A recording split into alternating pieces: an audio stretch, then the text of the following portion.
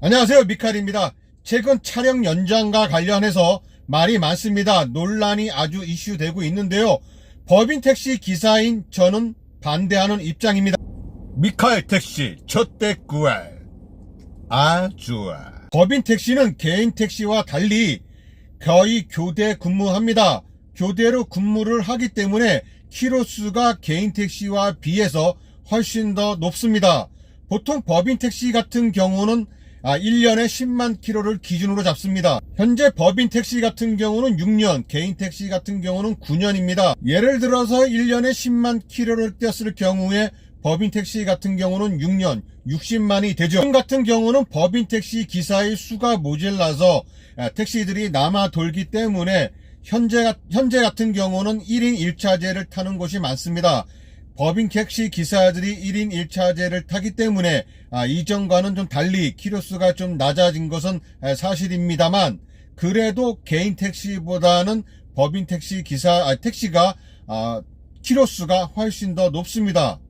왜냐하면 바로 산악금 때문이죠. 이런 산악금과 거리가 먼 차이가 있는 개인 택시는 상대적으로 키로수가 법인 택시보다 낮습니다. 그렇기 때문에 개인 택시 입장에서는 당연히 차량 연장을 주장하는 것이고, 법인 택시 기사들 같은 경우는 자꾸 똥차입니다. 그렇다고 해서 회사들이 이 차 문제가 생겼을 때 차를 바로바로 부품을 교환해 주느냐? 그것도 아닙니다. 한참 정말 끝까지 가서 그 다음에 부품을 교환해 준다거나, 타이어 같은 경우도 결국은 마모 돼서 결국은 철심이 나와야 교체해주는 그런 것도 어마하게 많습니다. 이런 와중에 차량까지 연장이 간다? 그렇다면은 키로수는 70만, 80만, 90만을 훌쩍 넘게 될 것입니다. 40만, 50만 넘어도 벌써 차가 덜덜 거리기 시작합니다. 그런 차들 누가 모르냐? 서울 같은 경우는 또 예전에 말씀드렸다시피 3등분을 난다든가, 키로수 10만 킬로, 20만 킬로, 이 전후 30만 킬로 이상, 이렇게 해서 산악금을 또 달리 받는 곳이 있기도 하는데요. 대부분의 회사 같은 경우는 그것이 맞지 않습니다. 내가 타던 차가 나중에 폐차를 했을 경우에, 그럴 경우에 내가 다시 새 차를 받는다든가, 아니면은 내가 짝꿍을 잘 만나서 됐다든가, 아니면 고참순으로 새 차를 받는다든가, 이렇게 대부분 하고 있습니다만, 서울이나 이런 대도시 같은 경우는 이런 고참이라든가 이러한 개념이 없기 때문에 아무래도 차 키로수에 관련돼서 이렇게 산악금을 받는 것일 수도 있습니다만, 하여간 산악금을 달리 받는 것은 불법입니다. 지금 현재 법인 택시 업체, 그러니까 사장들하고 개인 택시 이렇게 해서는 찬성을 하고, 법인 택시 기사들만 반대를 하고 있는 입장입니다. 법인 택시 사장들이야 차 오래 쓰니까, 일단 단종도 됐고 오래 쓰니까 당연히 그만큼 더 이익이 생기겠죠. 하지만 실질적으로 운전하는 기사들 입장에서는 엄청나게 피곤한 겁니다. 차량을 연장을 해줬으면은 차라리 수리를 잘 해준다든가, 이렇게 되면 문제가 없지만, 수리를 잘 안 해주는 입장에서 봤을 때는 바로 이 차량을 가지고 만기가 됐으니까 나도 이제 곧 새 차를 타겠구나, 이러한 기대감이 있습니다. 그래서 차가 아무리 똥차라도 덜덜 거리더라도 좀 참고 운전하는 편입니다. 솔직히 손님이 뒤에 타서 아저씨 이거 무슨 소리예요? 이게 차가 아무리 내가 차랑 관리를 잘한다 하더라도 차가 오래되면 냄새가 나긴 마련입니다. 아무리 방향제를 틀어놨다 해도 이 방향제에서 나는 냄새 때문에 머리도 또 어지럽고, 하여간 이 차량 연장에 관련돼서는 법인 택시와 개인 택시 달리해야 될 것입니다.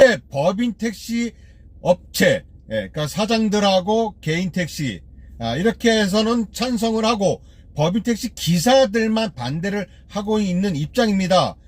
법인 택시 사장들이야 차 오래 쓰니까, 일단 단종도 됐고 오래 쓰니까 당연히 그만큼 더 이익이 생기겠죠. 하지만 실질적으로 운전하는 기사들 입장에서는 엄청나게 피곤한 겁니다.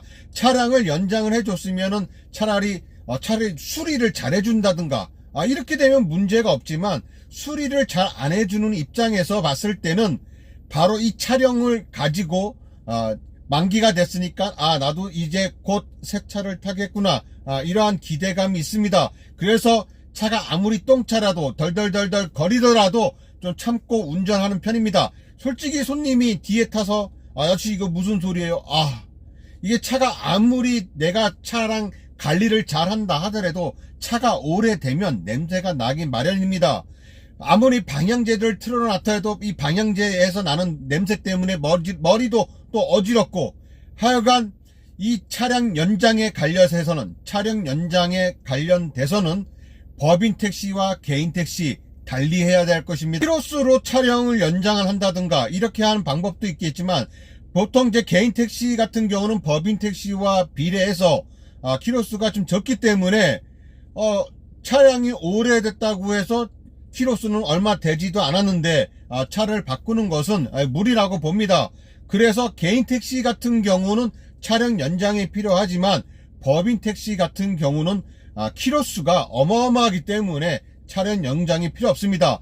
그래서 법인 택시는 그대로 가고 개인 택시는 차량을 연장하고 이렇게 하던가, 아니면 키로수 대비로 해서 키로수를 매년 체크를 해서 그 키로수를 이상 넘어가면, 그리고 성능 검사를 해서 통과하지 못한다면 그러면 폐차를 하는 그러한 시스템이 필요할 것 같습니다. 무조건 연도로 따져갖고 6년이냐 7년이냐 9년이냐 12년이냐 뭐 이렇게 따질 것이 아니라 키로수 대비해서 차량 성능을 검사하고 그것을 통과한 차량 같은 경우는 뭐 더 연장을 해준다든가 이렇게 하는 것이 저는 필요하다고 생각을 합니다. 개인 택시 같은 경우는 내 차이기 때문에 내 목숨과 가까워서 내 돈으로 직접 관리를 하기 때문에 법인 택시보다는 더 차야가 좋습니다.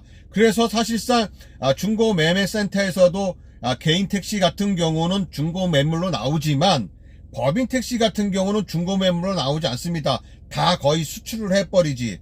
다 무조건 문제가 있기 때문이 아니겠습니까? 법인 택시 차량들도 개인 택시와 전혀 상관이 없다면은 중고 매물로 나오겠죠. 하지만 거의 대부분은 다 수출을 하는 입장입니다. 바로 차에 문제가 있기 때문이죠. 우리나라에서 굴러가지 못하니까 해외로 파는 겁니다. 택시라고 해서 다 같은 택시가 아니다. 개인 택시 따로, 법인 택시 따로다. 그래서 어떠한 법을 적용할 때도 개인 택시 따로, 법인 택시 따로 해야 됩니다. 이상 미칼택시 미칼이었습니다. 감사합니다. 정한아, 이 영상 좀 덕선이네, 태기네, 선우네, 동룡이네 다 갖다 주고 와. 좋은 거 나눠봐야지. 빨리! 시간이 지나가잖아. 감정선 궤도를 지나. 시간이 지나가잖아. 자, 구독은 저에게 큰 힘이 됩니다. 감사합니다.